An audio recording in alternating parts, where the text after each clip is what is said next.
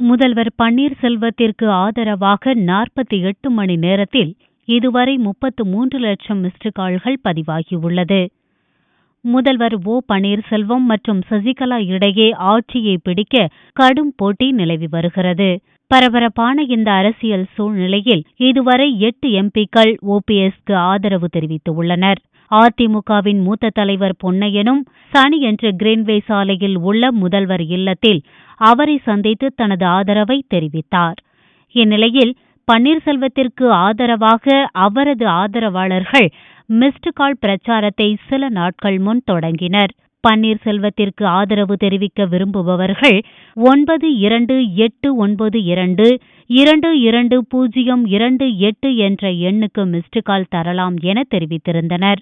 இந்த பிரச்சாரம் தொடங்கிய 48 மணி நேரத்தில் இதுவரை 33 லட்சம் மிஸ்டு கால்கள் பதிவாகியுள்ளதாக பன்னீர்செல்வத்தின் ஆதரவாளர்கள் தெரிவித்துள்ளனர்.